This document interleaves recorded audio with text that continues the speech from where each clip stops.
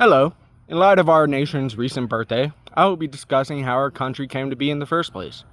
My name is Peter Dunn, and like so many other things in life, America only exists because of money. Taxation without representation. This motto has been drilled into every American's psyche from a young age for generations. And for good reason. This message has become synonymous with American cultural identity. The thought of having to pay taxes to a government 3,000 miles away without some agency in its use is, quite frankly, unimaginable for the average American. Yet, 250 years ago, this was the reality of the people living in the American colonies. Now, other than this small economic permutation, the Revolutionary War is most often thought of in terms of differing ideologies. Freedom versus oppression, self-governance versus colonialism, and democracy versus monarchy. These are all common lenses that the conflict is framed within. Now, while these ideas might have existed to some degree for the people embroiled in the conflict, the main causes all stem from something considerably more frustrating and mundane: economics. Specifically, the primary economic causes were a combination of British debt, corporate bailouts, and taxes imposed by a government in which the people had no representation. With its prevalence in the contemporary news cycle, national debt could seem like a distinctly modern problem. But for as long as nations and currencies have existed, so too has this problem. Historically, national debt has overwhelmingly been caused by war, and is no different with Britain before the American Revolution. The potential benefits of administering the New World were incalculable. Natural resources, new trade routes and goods, and the land itself all inevitably led to large-scale conflict between the European superpowers. This conflict was something called the 7 Years' War, a truly global war, which had the largest loss of life associated with it up until that point. While Britain and its ally Prussia were ultimately victorious, the cost of victory was enormous, both in terms of life and money. The Library of Congress cites that, quote, Great Britain's national debt was more than £122 million, the British monetary unit, an enormous sum for the time. Interest on the debt was more than £4.4 million a year, end quote. If adjusted for inflation, that would account for about half the British government spending going towards interest alone, a truly unsustainable position to be in at the best of times.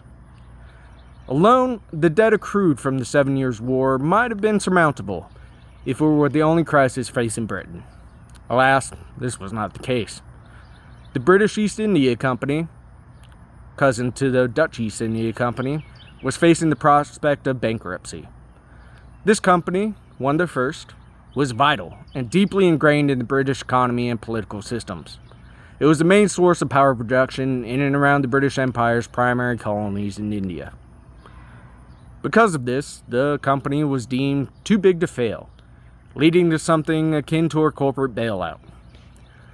This bailout came in the form of the Tea Act of 1773. The act gave the British East India Company a monopoly on tea sales in America and allowed them to sell directly to consumers, bypassing colonial merchants who had been making a living importing and selling tea. The economic impact was immediate and devastating for colonial businesses.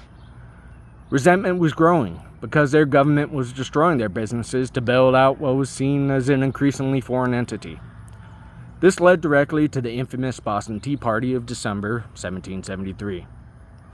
With these two large monetary drains, in addition to the countless smaller ones, the British government was scrambling to find additional sources of revenue that could help balance the books. By far, the easiest places to exploit were the territories of their now expansive empire, including what would become the United States.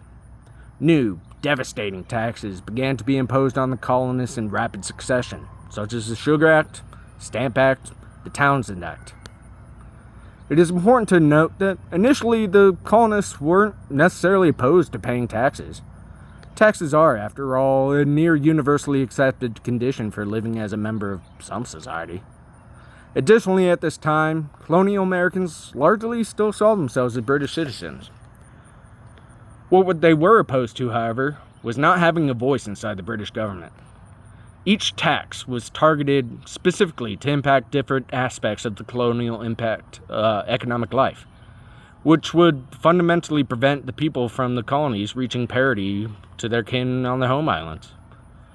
Without the representation they believed they were rightfully entitled to, the colonists had no legal avenue available to them to address the growing disparity.